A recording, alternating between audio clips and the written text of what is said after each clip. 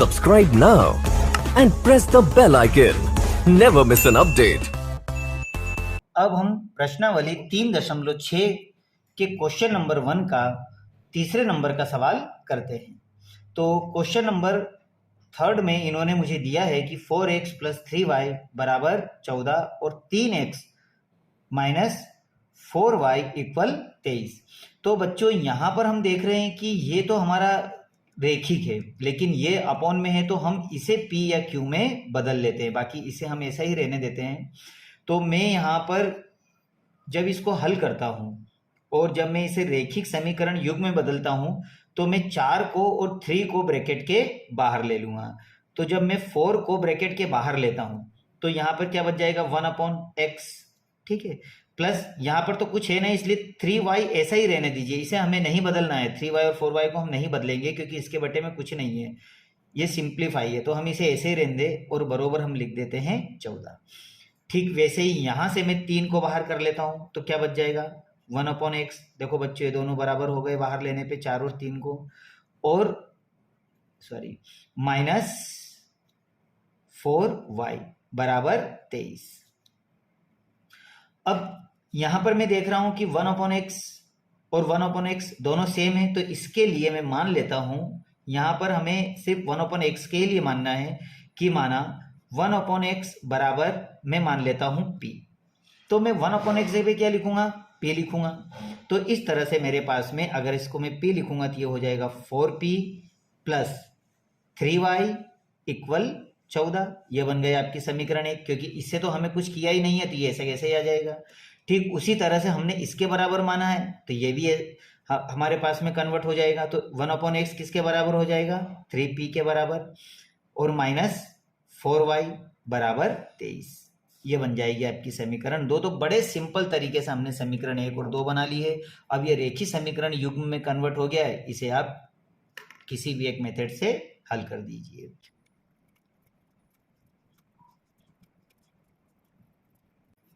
तो आप इसे जब विलोपन विधि से हल करोगे बच्चों, तो यहाँ पर p या y का कॉफिशिएंट बराबर होना चाहिए था, तो अगर नहीं है तो मैं क्रॉस मल्टीप्लाई कर देता हूँ, 3 का ऊपर और 4 का नीचे। तो 3 का मल्टीप्लाई जब मैं इसमें करूंगा तो मेरे पास में आएगा 4 3 12 प्लस 3 3 9 इक्वल, तो 14 तिया 42, तो ये आ जाएगा हमारे पास में 42। उसी तरह 4 का गुणा कर दिए तो 4 3 12p माइनस 4 चौक 16y, और बराबर 4 और 23 का जब मैं गुणा करूंगा तो मेरे पास आएगा 23 चौक 92, तो ये हो जाएगा आपका 92। अब बच्चों मैंने जिस भी संख्या को यहाँ पर क्रॉस मल्टीप्लाई किया था उसके कॉफिशिएंट यहाँ बराबर है, तो ये प्लस का है तो माइनस का इसलिए प्लस का, और ये हो जाएगा माइनस का, ये धन ऋण के कैंसिल हो गए। अब यहाँ पर मुझे 16 और 9 को जोड़ना है, तो 16 और 9 कितने हो जाएंगे मेरे पास में 25y इक्वल, अब प्लस माइनस माइनस, लेकिन यहाँ पर बड़ी संख्या माइनस की है। अब ये दोनों आपस में घटेंगे तो हमारे पास में आएंगे, तो हमारे पास आएगा 50। अब 25 यहाँ पर मल्टीप्लाई हो रहा है, यहाँ डिवाइड कर दीजिए, तो y बराबर -50 और अपॉन में आ गया 25। दोनों को काटेंगे तो y बराबर 25 दूआ 50, वो भी काई में माइनस में। तो इस तरह से आपके पास में आएगा y का मान -2। अब आपको काई का निकालना है, अगला मान p का, तो आप y का मान समीकरण 1 में रख दीजिए। तो बच्चों समीकरण 1 क्या है आपके पास में, समीकरण 1 है आपके पास 4p + 3y बराबर 14। अब इसमें जहां पे भी y आया है वहां हमें -2 लिखना है, तो ये लिखा मैंने 4p + 3 मल्टीप्लाई y का मान आपने -2 निकाला था, ये हो गया 14, इन दोनों का मल्टीप्लाई कर दीजिए। तो 4p प्लस माइनस 3 3 3 दूनी 6, और ये हुआ 14, 6 का पक्षांतरण, तो 4p बराबर हो जाएगा 14 + 6। अब 14 और 6 हमारे पास 20 हो जाएगा, और ये भाग लगा देगा, तो p बराबर हो गया हमारे पास 20/4। 4 से इसे काट दीजिए तो 4 पंजे 20, तो ये हमारा p का मान आया। और y का मान हमारे पास क्या आया था बच्चों -2। तो y और p के मान निकाल दिए, लेकिन मेरी ये जो इक्वेशन है x में है, तो मुझे यहाँ पर y का मान तो हमारा आ गया, ये तो हमारा शुद्ध मान आ गया, लेकिन p का मान अब मुझे जो माना था वहां पे रखना पड़ेगा। तो आपने यहाँ पर क्या माना था, आपने ये माना था कि 1/x बराबर p, तो p का मान आपने 5 निकाला है। तो ये चीज आपने मानी थी। तो अब यहां पर हम p की जगह क्या लिखेंगे, 5 लिखेंगे। तो p की जगह जब मैं 5 लिखता हूं तो ये हो जाता है मेरे पास 1/x बराबर 5। इनका जब क्रॉस मल्टीप्लाई करोगे तो हमारे पास में आएगा 5x बराबर 1। तो x बराबर 1/5। तो और y का मान आपके पास क्या है, -2। तो आप बोल सकते हो कि x का मान 1/5 और y का मान -2। तो दिए गए समीकरणों का अभीष्ट हल।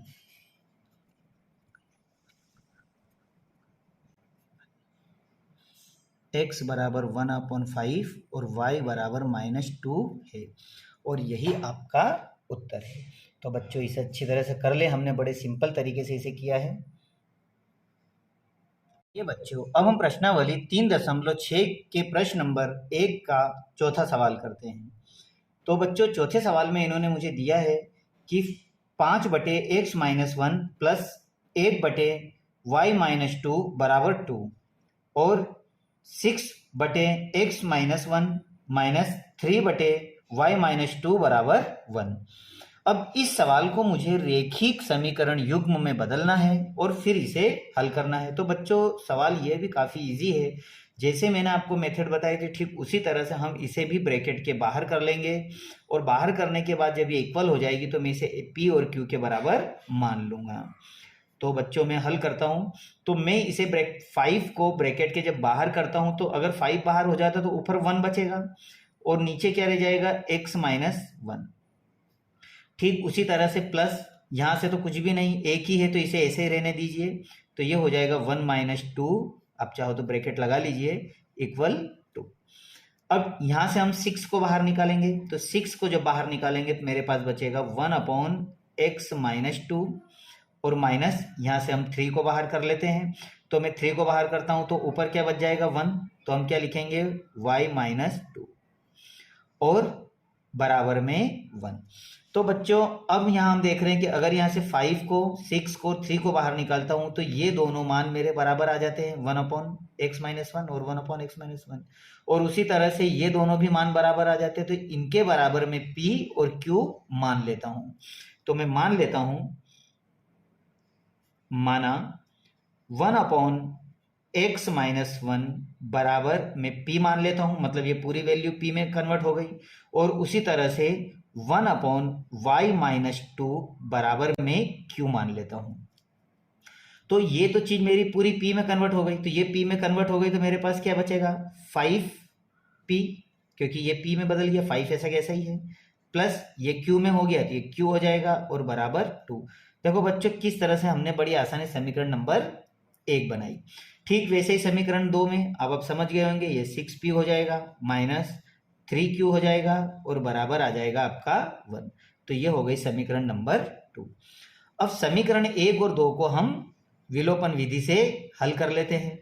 तो बच्चों विलोपन विधि क्या, या तो p का या q का मेरा कोफिशिएंट बराबर हो, दोनों बराबर नहीं है, तो मैं यहाँ पर q के कोफिशिएंट ले रहा हूँ। तो q के कोफिशिएंट में मैं 3 का मल्टीप्लाई ऊपर कर देता हूँ और 1 का नीचे कर देता हूँ। अब की बार मैंने q के लिए हैं, तो अब देखो 3 का मल्टीप्लाई इधर करोगे तो 5×3 15p प्लस 3q बराबर 3×3 3×2 6। इसी तरह से 1 का भी इसमें पूरे में कर दीजिए, तो ये आ जाएगा हमारे पास में 6p माइनस 3q बराबर 1। अब बारी आती है इसके निशान चेंज करने की, लेकिन बच्चों निशान भी हम कब चेंज करेंगे, जब ये निशान सेम होंगे। अभी अगर ये धन ऋण में है तो इस प्रक्रिया को घटाना बोलते हैं, और ये डायरेक्ट ही बिना निशान चेंज करे कट जाएगी क्योंकि ये प्लस माइनस में है। अब 15 और 6 आपस में जोड़ दीजिए, तो ये हो जाएगा हमारे पास 21p इक्वल 6 और 1 कितने हो गए, 7। अब 21 इसे डिवाइड कर लेगा तो हमारे पास बचेगा 7/21। तो 7 से इसे काट दीजिए, तो p बरोबर 7 एकम 7 7 21। तो इस तरह से मेरे पास में आ गया p का मान। अब P का मान हम रख देंगे समीकरण नंबर 1 में। तो समीकरण 1 में जब P का मान रखूंगा तो क्या होगा,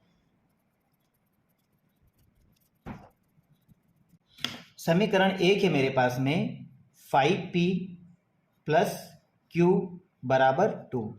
जहां पर भी P है वहां पर हम P का मान रख देंगे। तो ये लिखा मैंने 5 मल्टीप्लाई P का मान क्या निकाला हमने 1/3 प्लस Q बराबर 2। अब ये दोनों डिवाइड नहीं हो रहे तो 3 का मल्टीप्लाई यहाँ कर दीजिए और 3 का यहाँ कर दीजिए एलसीएम लेके। तो हमारे पास बचेगा 5 प्लस 3 का मल्टीप्लाई इसमें होगा तो 3Q हो जाएगा और 3 कहाँ पे चला जाएगा 2 के पास। तो ये 3 हमारा 2 के पास। अब 5 का पक्षांतरण कर दीजिए तो 3Q बराबर हो जाएगा 3 3 3 दूनी 6 और 5 का पक्षांतरण करोगे तो -5 क्योंकि प्लस में है ये। अब ये दोनों घटेगा और 3 से डिवाइड कर लेगा तो Q बराबर हो जाएगा 6 में से 5 जाएगा तो 1, तो ये हो जाएगा 1/3। तो ये आपका Q का मान आया। और P का मान बच्चों आप पहले ही निकाल चुके हो तो P बराबर हो जाएगा 1/3। तो P और Q दोनों ही मान हमने निकाल लिए हैं। अब यहाँ पर मुझे इसे x और y में कन्वर्ट करना होगा तो जो आपने माना था उसमें फिर आपको मान रखना पड़ेगा। तो आपने लिखा यहाँ कि माना था। आपने क्या माना था कि 1/x - 1 बराबर आपने P माना था। वहीं पे 1/y - 2 बराबर आपने Q माना था। तो जब आप P और Q का मान रखोगे तो 1/x - 1 P का मान आपने क्या निकाला 1/3, ये रहा P का मान। जब इसका क्रॉस मल्टीप्लाई करोगे तो क्या हो जाएगा x - 1/3। अब ये 1 यहाँ पे पक्षांतरण कर लेगा तो x बराबर 3 + 1। तो x का मान क्या आ गया बच्चों हमारे पास 4। ये आपका आंसर है। अब इसी तरह से यहाँ पर हमने क्या माना था y - 2 और q का मान हमने क्या माना था 1/3। तो यहाँ 1/3 लिख दीजिए। ठीक उसी तरह से इनका फिर क्रॉस मल्टीप्लाई, सॉरी ये 1/, अब इनका क्रॉस मल्टीप्लाई कीजिए तो इसका इधर कीजिए तो ये हो जाएगा y - 2 बराबर 3 × 1 = 3। इसका पक्षांतरण कर दीजिए तो y बराबर हो जाएगा 3 + 2, 3 और 2 कितने हो गए हमारे पास में 5। तो इस तरह से मेरे x और y के मान आ गए हैं। तो अब मैं क्या लिखूंगा, दिए हुए समीकरण के अभिष्ट हल हमारे पास में क्या आ गए 4 और 5।